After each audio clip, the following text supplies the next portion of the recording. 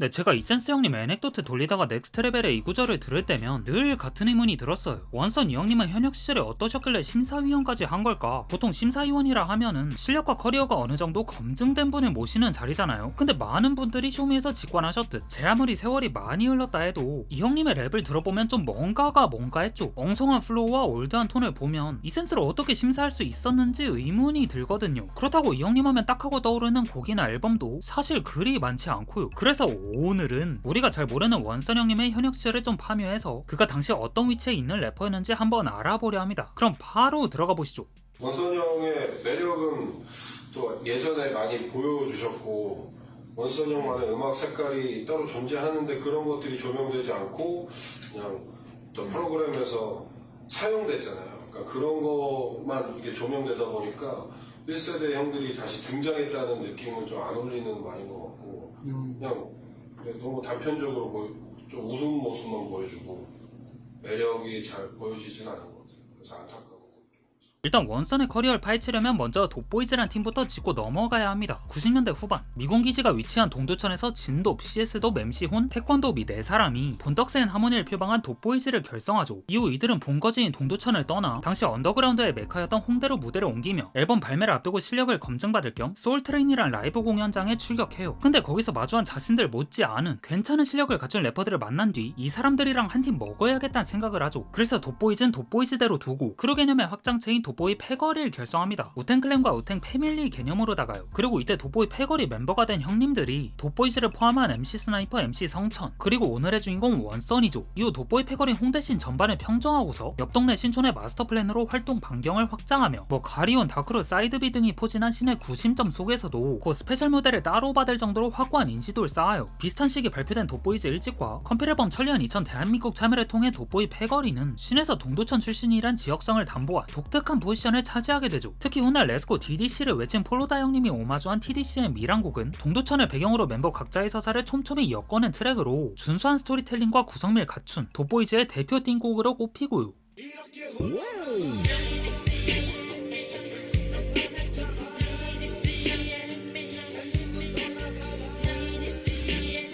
그러나 이 돋보이 패거린 반강제적으로 활동을 전면 중단하게 돼요. 이들은 2000년대 초반까지 왕성한 활동을 보였지만 잇따른 상업적 실패와 팀의 기둥이었던 7랩의 수감 사건 이후 어쩔 수 없이 해체 수순을 밟은 거죠. 근데 원선 이 형님한테 있어서 팀 해체는 그렇게 큰 타격으로 이어지지 않았어요. 왜냐면 그는 팀이 흔들리기 전부터 이미 묵묵히 개인 커리어를 챙기고 있었기 때문이죠. 마스터플랜 컴필에서 각각 꼬마 달건이와 서사란 솔로 트랙으로 존재감을 드러냈고, 특히 서사는 국악과 힙합의 접목이라는 신선한 실험으로 눈길을 끌었고요. 근데 이 국악과 힙합의 융합은 의외로 국악계에서 큰 반향을 일으키죠. 전통을 중시하는 국악의 보수적인 성격상 옛것을 답습하는 데서 오는 고루함이란 비판이 종종 있었는데, 원선은 그런 국악의 힙합이란 이질적인 요소를 덧입혀 정반대 성향의 두 장르를 자연스럽고도 실험적으로 재해석한 거니까요. 그 덕에 이 형님은 서울대 국악과 특강, 국악행사 무대, 숙대 퓨전 국악팀과의 협연, 그리고 국악 라디오 출연까지 줄줄이 꿰차며 국악계에서 주목하는 인물로 거듭나죠. 이후 그는 이 흐름을 본격화해 그동안의 커리어를 정리하듯 기존의 자기색이 드러나는 트랙들과 국악을 결합한 새로운 트랙들을 한데 꾸린 데뷔 싱글 어부사를 발표합니다.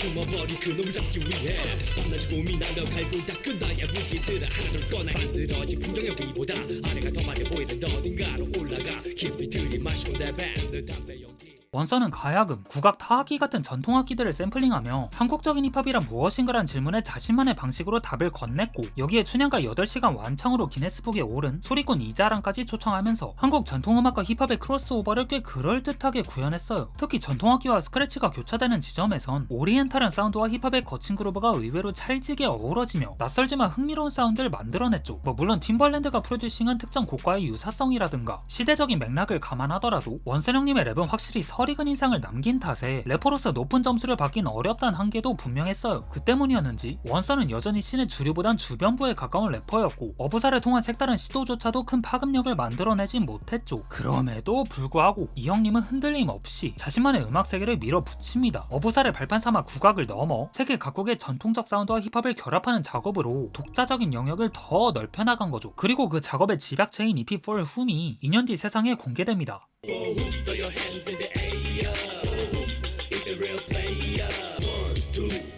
So what's her name? All her son to the Sunshine from the hip-hop 썰어버려 굴 맛은 맛바꿔 썰어버려 굴 거짓말 찾아 하지만 위긴 그래 오래 지나지 않아 찾아와요. 마스터 플랜의 간판 스타였던 주석과 데프콘이 차례로 떠나면서 그나마 회사의 주요 수입원이었던 둘의 부재가 회사의 운영 전반에 큰 타격을 입힌 거예요. 재정적 부담이 커진 마스터 플랜은 더 이상 모든 뮤지션에게 균등한 지원을 제공하기 어려워졌고 결국 회사 측은 선택과 집중 전략을 택해 바스코와 인피니트 플로우를 키우는데 주력했죠. 그렇게 점점 앨범 발매도 후순위로 밀려나고 여기에 개인적인 사정까지 맞물리면 원선의 상황은 더 복잡해졌어요. 국악기를 적극적으로 활용하면서도 동시에 트렌디한 사운드도 추구했던 그였기에 매번 새로운 스타일을 음악에 반영해야 했고 그 과정에서 앨범 작업이 여러 번 엎어지는 악순환을 겪었거든요. 거기다 간헐적으로 방송 출연을 하거나 국악 관련 협업에 참여하기도 하고 개인적인 공부와 현장 일도 병행하면서 그는 음악과 가까우면서도 먼 삶을 이어갑니다. 그렇게 3년의 시간이 지난 2006년 12월 그토록 오랫동안 묵혀둔 자신의 정규 1집을 마침내 세상에 공개하죠.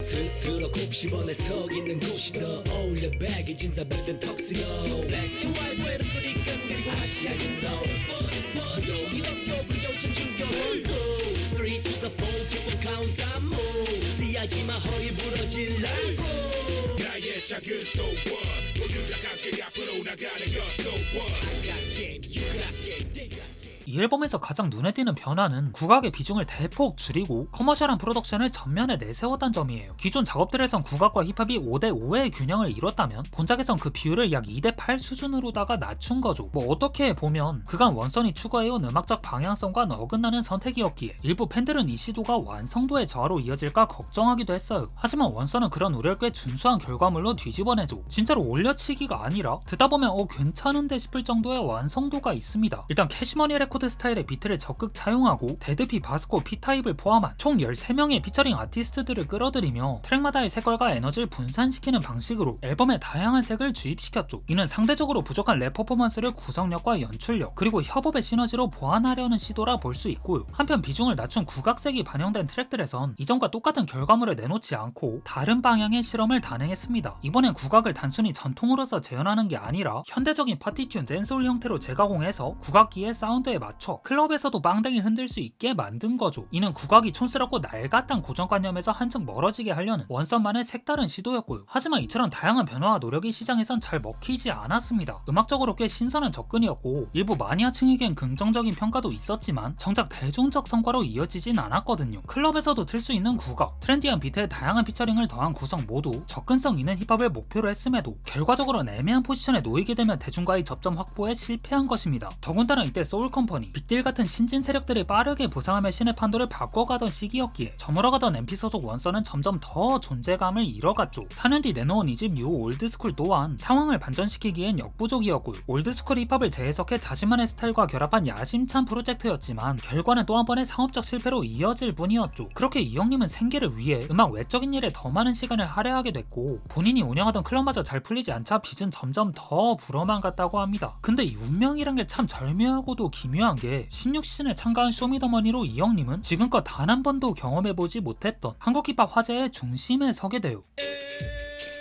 모두 집중해 원선의 소리 벌두 리하지마 허리 부러질라고 자꾸 위를 건